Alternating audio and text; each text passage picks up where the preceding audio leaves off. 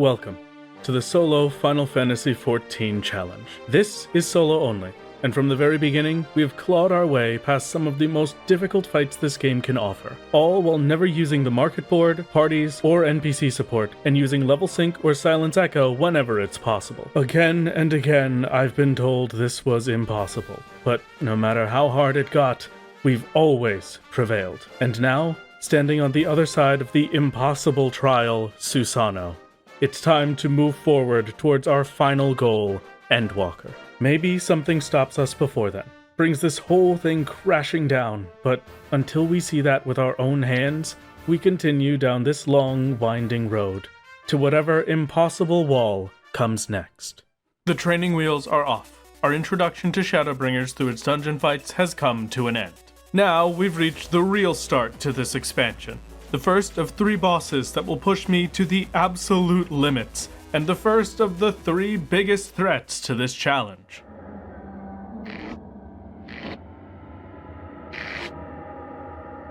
Why?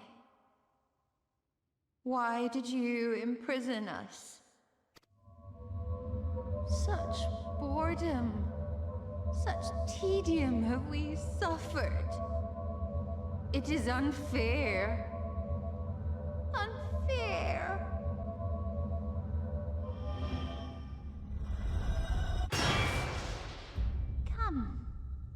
Come and play with us. The dancing plague is unlocked, and our battle with Titania begins. First, level synced. Bright Sabbath is a raid-wide that deals 6,000 damage. Orange Phantom Rune hits everywhere in the arena, leaving only a small space to dodge under Titania themselves. Divination Rune is a tank buster that hits everything behind its target and deals 13,000 damage. And Mist Rune is their first mechanic for Phase 1, spawning 4 puddles at each cardinal direction. After a short timer, any puddle without someone standing in it comes to life as a Spirit of Dew. The spirits attack while Titania uses Flame Rune, a party stack that deals upwards of 100,000 damage. Standing in any remaining puddle of water will reduce the damage taken, but the spirits will explode with Spring Shower, increasing the damage we take for 2 minutes. We make it through with Holmgang and see the second Phantom Rune. Purple Phantom Rune hits a large area around Titania, allowing me to get some distance and start healing. Then, Midsummer Night's Dream signals the end of Phase 1. The castle around us changes to a wide open forest. Growth Rune sends out slow-moving vines in a star pattern, taking up most of the arena. Getting caught in these vines will lock you in place and burn through your health. Another Phantom Rune and Bright Sabbath, and we fall to an auto attack shortly after. Almost. That was pretty good. I almost made it to end of Vuln stacks. I think just a little bit more on ads with Holmgang and I can make that work. Titania's auto attacks are physical, so we can take the chance while they cast to run away and save ourselves just a little bit of damage. Do this enough and we've got the health we need to make it to Frost Rune. Large AoEs cascade outwards starting from the center, but so long as we can dodge them all, our Vuln stacks are finally gone, meaning from here we've made it through the hardest heal check. And now, after all that, the actual reason this fight is such a massive wall. The most notorious ad phase in the entire game. Mustard Seed, Peace Blossom, and Puck appear and need to die before Titania's power reaches 100%. Unlike every other ad phase, they attack with an onslaught of abilities, closing off the arena with AoEs and 2 back-to-back tank busters from Peace Blossom and Puck. And to top it all off, we hadn't survived long enough to hit that 3-minute mark, so there was no echo buff to save us. One more try, the fight starts at 44 minutes left on the instance timer, and we die to the ads at 3 minutes and 49 seconds, so now we'll get the echo. What? How is that? Did I accidentally leave it? I did leave it silence echo. Oh, that's so stupid of me. Okay, but at least I know there's no question then. I definitely got echo with that. With my settings fixed, we get our first stack of echo. But even with a 10% buff, I only managed to get 1 of the 3 ads down to 70% before dying, and that had taken a third of my time. For now, level sync is out the window. There's no universe where I can do an extra 3 times damage in the time I had. Another day, we try level sync one more time, but even at a 50% echo buff, it's a failure once more. This ad phase was a massive wall. We couldn't pull any punches here. Returning one more time, we enter with no restrictions and gain the Epic Echo. But this isn't a Realm Reborn anymore. Epic Echo hasn't been that illustrious 300% buff for a long time. Now it's a measly 30% boost, 1/10 of the strength it once gave. That's a lot better than I thought. 30% is pretty huge. I thought Shadowbringers was only a 10% Epic Echo. With the Echo buff capping at 50%, this meant we could reach, at best, an 80% boost. But it also came with much stronger abilities. Add phase once more, we have the final tree at 35%, but fall just short of our goal. This could be done. We were on the cusp of victory.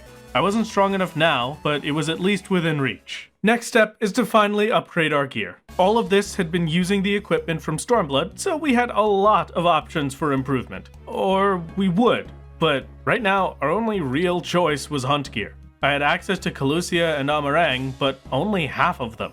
Most of the resources we needed to craft better gear was locked away behind the MSQ. And to make things worse, many of the valuable hunt monsters were also out of reach, sitting atop the cliffs of Calusia or Western Amarang, just like our materials. For a full set of armor and weapon from the nut marks, we would need 865 sacks of nuts. It's the currency's name, okay? It's not my fault. And today, I earned 37. If we assume I can consistently get that every day, it'll be 24 days before I can defeat Titania. But every week, I get a chance at a B-rank elite mark. If it just so happens to be one of the 3 in the areas I have unlocked, we'll get an influx of 100 marks right then and there.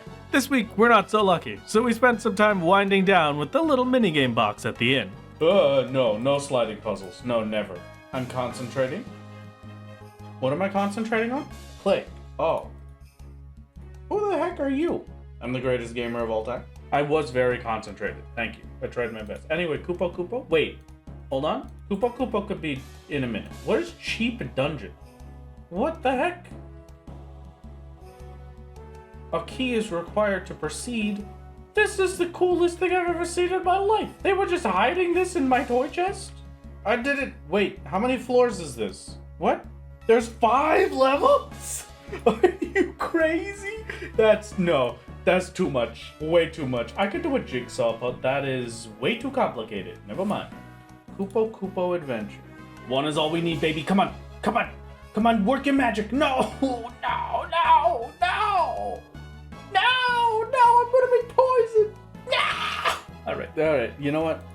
We don't gotta worry about it. A few chatters asked me why I don't just break out Pictomancer and get past it that way. So we end our minigame bonanza and show them and you exactly why. Now, I already know the answer to this, but I mostly just want to do this to show you how badly this is gonna go.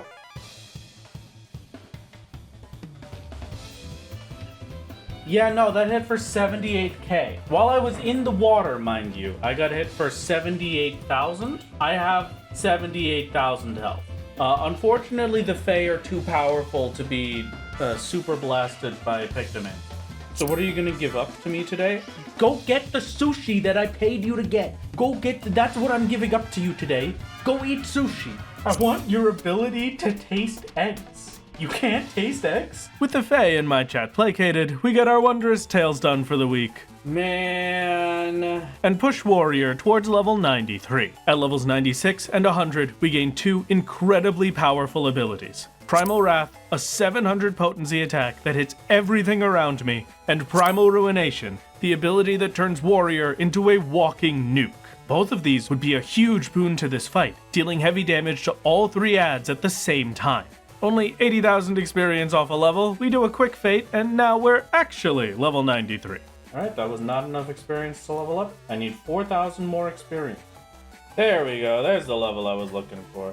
I actually have no desire to do a Forlorn Maiden now. One more stop, we grab the Shadowbringer's masterwork recipes for Blacksmith and Armorer. Our ideal target would be something like Neo-ish Guardian gear. Most likely the best we could craft with script equipment. But none of them were within reach, with most needing materials purchased from the Poetic vendor, which isn't available until the end of Shadowbringers. We've done as much as we can today, so from here on, it's a slow daily grind to the finish, unless we can find some other path forward.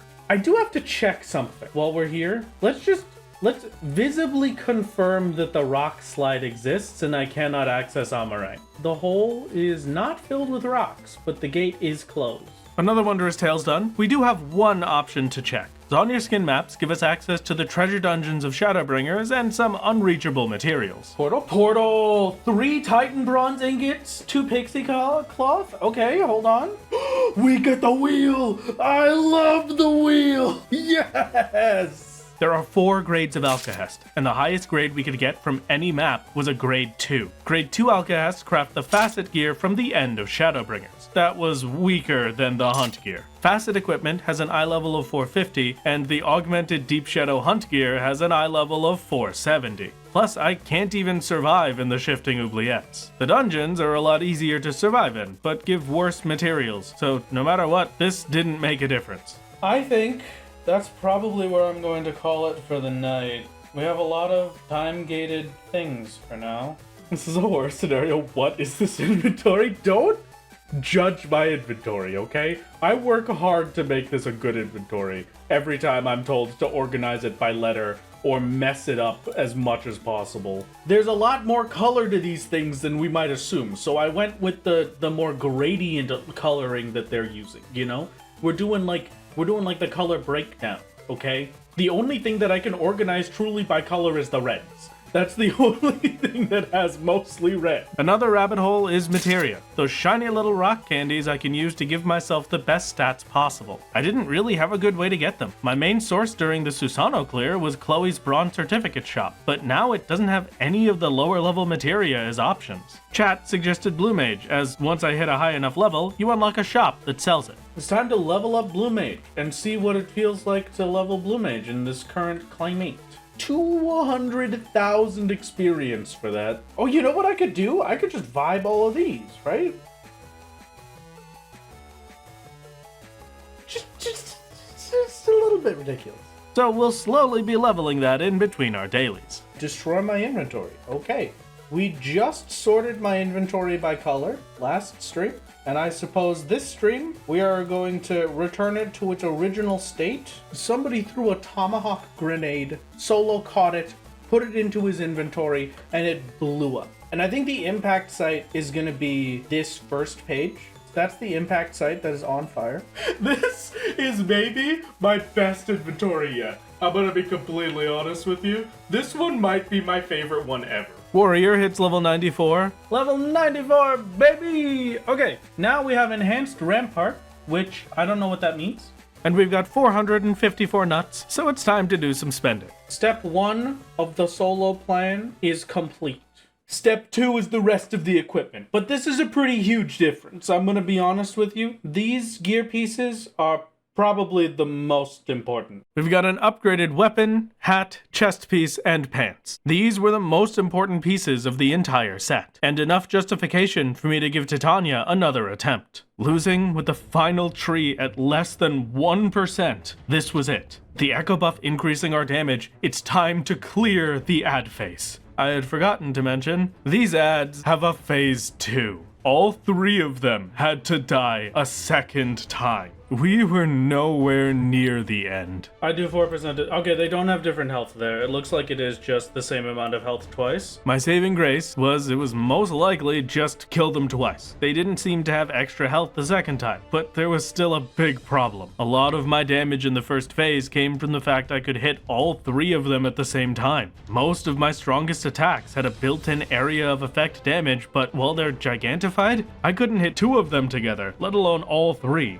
This wasn't a real 50-50. If I wanted to kill them, the first phase had to be done somewhere in the ballpark of 35 and 40% of the enrage. Right now, my best was 82. Getting Blue Mage to 80, my plans to run through the shop for materia met a bit of a hiccup. We had believed that it was locked behind the level 80 Blue Mage quest, which needed a spell I couldn't reach with our current areas. Turns out it only needs the level 60 quest, at least to unlock it initially, and only some of its stock is locked behind the 80 quest. Which stock? I don't know, but it doesn't seem like materia is part of that. Either way, I only learned this now researching while writing the script. I never find this out during the actual attempt, so for us, this materia method was another dead end.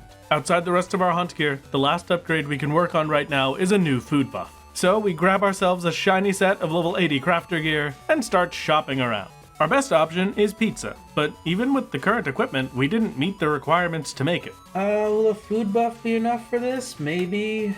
There is one buff that can get us the stats we need, but not among the high-level foods, no. If I wanted a strong enough food for this, we needed to go back to the middle of Stormblood. What? Level 66? This is the most insane recipe I've ever seen in my life. Why is this so much exponentially better than the 4-star level 80 recipe? Not even max level, just some random level 66 item. Gem algae for algae salt, fennel, sun cabbage, girabanian carrots, mountain popotos, and killing step zo for zochuck makes our warrior stew, which gives us the craftsmanship we need for our pizzas. Now for a full test. With food buff and getting our maximum buff of 50% echo, the first phase is down at 57%. Don't know if I'll be able to get the rest with this, but this looks much better. Okay, good attempt. I'm most of the way there on damage. Yeah, this is absolutely insanely huge improvement for just having 3 new pieces of gear. There's no question in my mind once I've got all of these replaced with hunt gear, that's probably going to be good enough. But while waiting for that hunt gear, a new gift arrives, delivered on a silver platter. Hello everybody, how are we doing? I did a singular day of hunting for solo, but on that singular day, I got 130 nuts. You can't get much better than that. But while we are having these conversations, I'm going to go check what the B rank for this week is. Wait, that's another one we can do, baby. Okay, alrighty. All right, there are my 100 sacks of nuts. All right, I need 270. I need 40 more. I can get that with the rest of these. But before we do that, we're just gonna head back to a little Ulda real quick, just for a tiny little peek in, just for a little hellosies. Okay. With all of these different options in the Mogpendium, when I get the Reveling Kamui Fife, I mean, come on. They added that for me specifically. There's no way they didn't put the Reveling Kamui Fife in here so that I can get it. Reveling is the Susanoo Fife. And because of that, this is everything that we'll need to be able to win. So I'm just going to grind out 30 tomestones, and that's all that we're going to need to do of this. And it's going to be... Oh, I accidentally scrolled down. Oh yeah, that's probably pretty good, huh? Every single piece of Neo-ish Guardian gear is going to cost the equivalent of 5 Aurum Veil runs. Normal quality Neo-ish Guardian gear was weaker than the hunt gear I currently wore. If I wanted this to be an improvement, I needed to desynth them into their base materials and recraft them into a high quality version. These were a slight upgrade to our gear, but one that was constantly farmable. But getting the materials was still a problem, with the biggest one I care about being the grade 3 Alcahests of Vitality. If I could get those, we'd be set, and I'd have unlocked a new upgrade for Titania. So if we assume I'll need an average of 6 pieces, and then plus 1 for the chest piece, we've got 31 pieces that I need.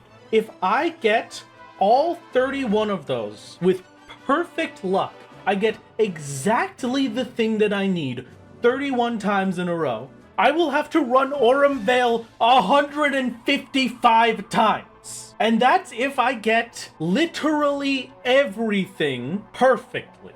If I get a single one that I do not need, then it adds 5 more Aurum Veils immediately.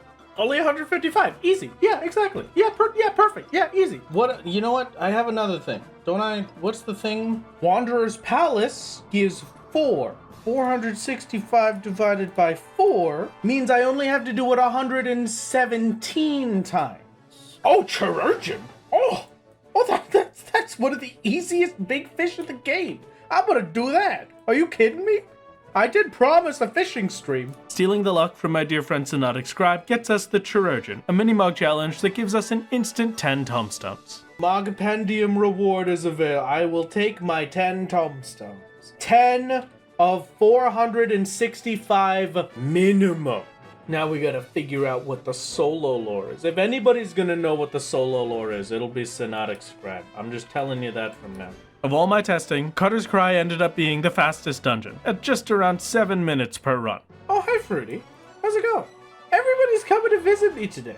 This is great. There's one other source of easy tomestones, Air Force One, the only gate in the Gold Saucer I can participate in solo. But it doesn't show up that often, so we'll have to check back later. For now, the day is done, and we've got 31 tomestones to spend. Enough for 2 pieces of armor. Pants are probably gonna get me leather, because it looks like they're leatherworker based. So, you know what? I could buy one of each for right now, just to start us off. Watch in awe as we obtain the first items. Please give me my grade 3 Alcahest.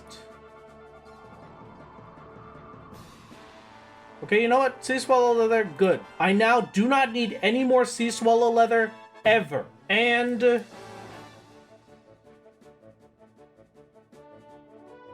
Dustcord cloth.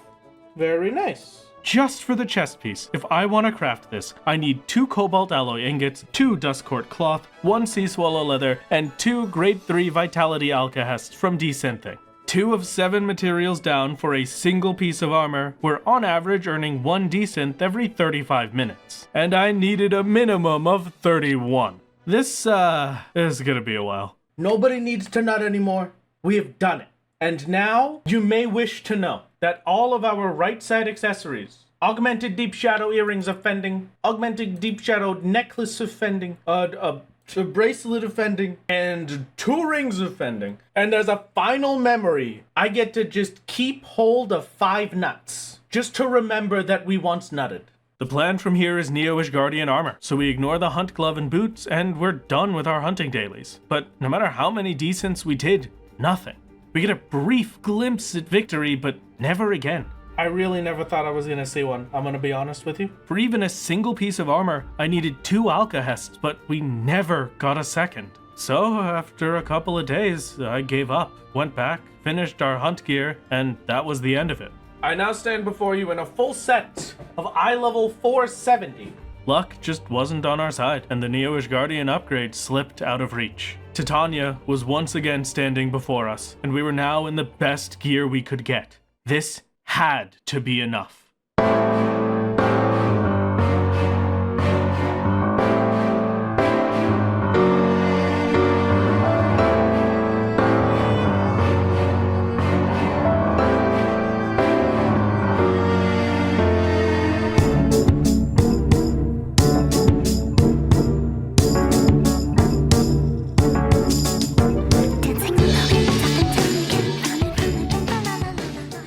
But it just wasn't. There was one final upgrade we could do, one that I haven't done since Susano, and one that would take everything from me. Shop vendors in the Crystarium sell early Endwalker equipment. I could buy these and desynth them down into the materials to recraft them into high quality gear, making them stronger than anything else I could get. But this came at a very expensive price, literally. I have very few sources of gil, the main ones being MSQ and first-time dungeon clears. My funding was limited, and a single chest piece cost over 40,000 gil. That, and one other problem. Trousers, I think, means weaver, even. Dude, this is the most painful armor set I've had to make since A Realm Reborn. 2 pieces are leatherworker, 1 piece is weaver, and 2 pieces are armorer. This would be broken down into 3 sections. First is the easiest, a weapon upgrade. A high durium axe requires 3 high durium nuggets and 1 ametrine, and my blacksmith is probably good enough to make it. Yeah, it didn't work out. Next is left side equipment, my armor. For a full set of eye level 515 armor, I had a ridiculous shopping list across 3 different crafters. Hydurium helmet and arm guards for armorer, Gadrassin coat and boots for leatherworker, and dark hempen trousers for weaver. That needs dark hempen cloth, Gadra leather, dwarven mithril ingots, dwarven cotton, hydurium nuggets, sea swallow leather, dwarven mithril nuggets, and ametrine. An insane amount of materials. Then, if all that wasn't enough, a full set of accessories needed 6 more ametrine and 6 more hydurium nuggets. Grabbing an overdue upgrade for my blacksmithing gear, we can successfully perform the craft, so now we just need the materials. I can get literally all of them from the sword. Alright, I'm buying the sword instead. Okay, that's the ametrine. Starch glue. Very nice. Hydurium, maybe? Hydurium, very nice. All right, extra starch glue. That's fine. I need 2 more. Okay, that's a starch glue, and that's a lumber. I don't really care about the lumber. All right, starch glue once again, and starch glue once. I'm just gonna buy a bunch. Can I get hydurium from the armor? So I can get stuff for the other things while I do. There, that's probably gonna be enough. If that somehow is not enough, don't ask. Okay, I hope I need a lot of starch glue for something.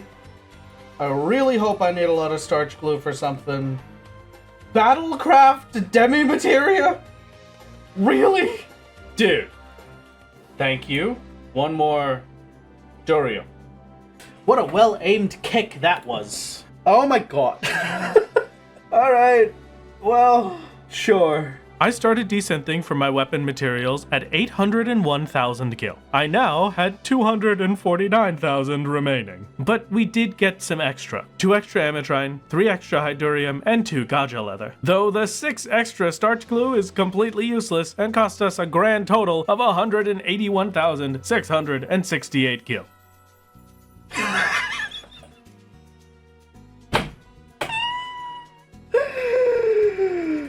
132,000 gil left. It's time to see what all we have the materials to make. 1 Hydurium axe, some Hydurium arm guards, and that's it. I want the helmet. I can't help it. I want the helmet. I have no money left. I want the helmet. Desperate for one more piece, we used the level 78 desynths to go for the dwarven materials I was missing. I have literally no money left to do any more than this with. I'm barely gonna be able to teleport around.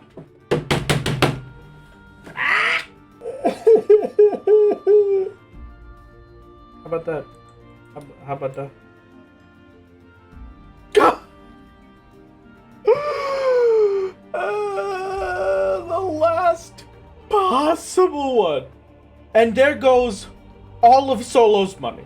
I have not had this little funding in like 2.5 years. Better not mess up this helmet. Helmet successfully made. An absolutely massive jump for 3 pieces of gear. It had cost me 800,000 gil to get 3 of the 11 armor pieces. Now we try Titania again and see how much of this gear I'm gonna have to make. 2 of 3 adds down when the enrage completes. It's looking like we'll at the very least need a full armor set. The leatherworker and weaver gear pieces were a big problem because they were nowhere near the level to craft them. And our answer is leaf quests. For our leatherworker, we grabbed Smilodon skins for Smilodon leather, and that's it. Nice and easy. Do you want to take a real crazy risk?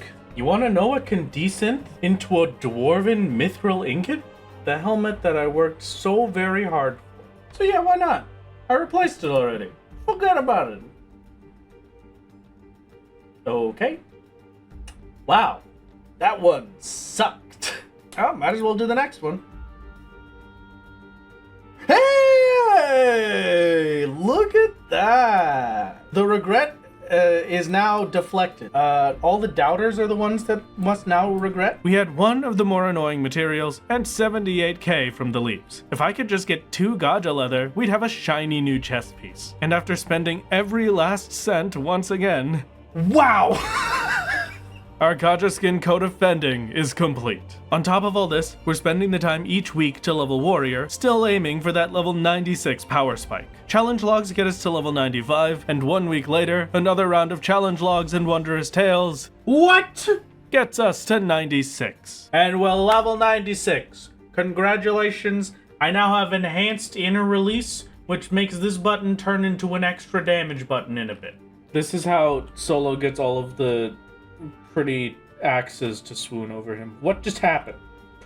Fix it. No, what happened? Come on.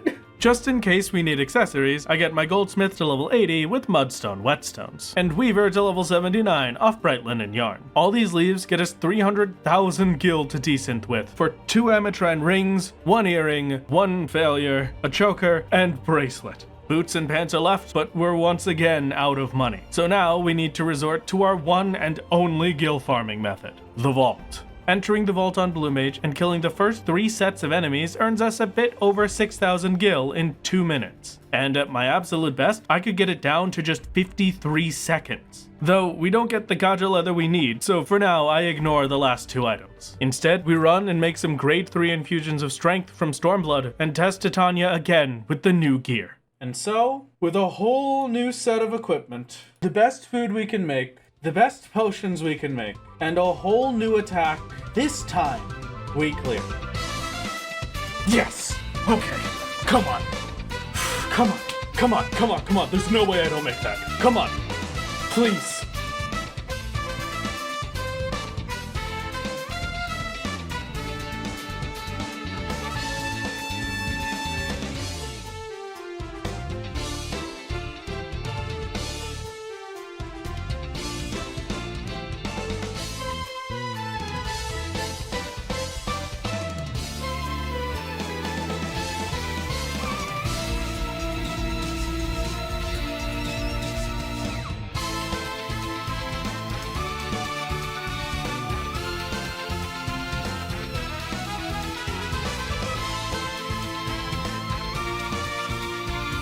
Oh.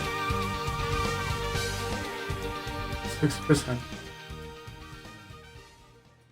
6.3%. After all this time, finally, we were right there. The tiniest difference would have cleared that. One more crit, one more attack, and that was the end. My pants and boots would clear this. Right at the end of the Moogle event, I get the Reveling Kamui, a mount that I would otherwise never be able to get, and a memorial piece to remember the Susanoo fight by. We spend an hour running through the vault, finally get lucky with decents. Yes. All right. We don't have to care. I don't have to think about it anymore. We're done. Craft our dark hempen trousers and gacha skin boots, and we've reached our peak. There is no way within the confines of Shadowbringers for Warrior to get stronger than this. But Titania wouldn't go down so easily. After nearly 2 hours of grinding attempts. 2.8%.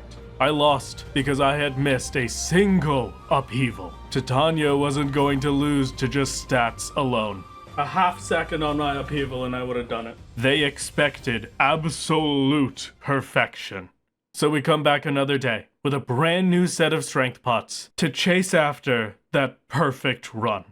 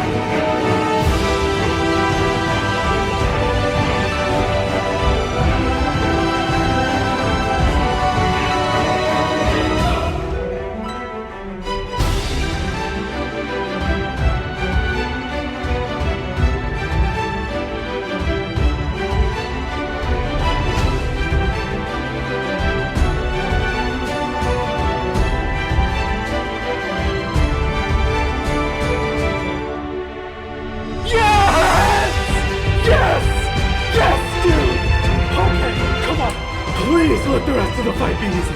Please, I can't do that again.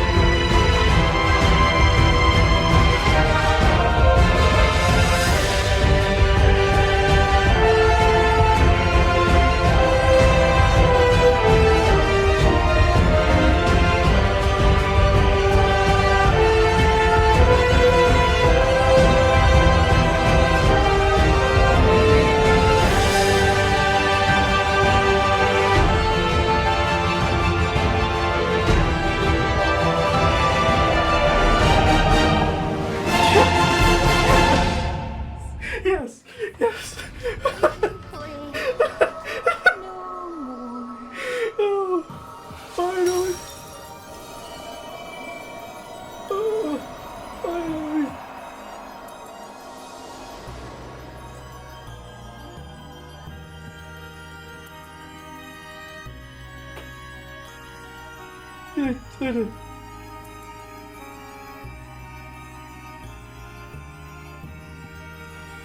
Finally. The second Light Warden is down. Titania is complete. At the start of Shadowbringers, we were 827 hours, and as of the first trial, we are 903 hours into solo. I'll turn in my quest now if you don't mind.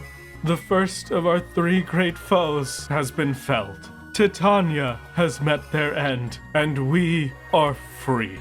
For once, at the end of a wall, I wasn't full of dread or fear. I had done it. Yet again, I had done it. If I could do this, nothing was going to stop me. Filled with joy, hope, and relief, we push ever onwards. Onwards to the end.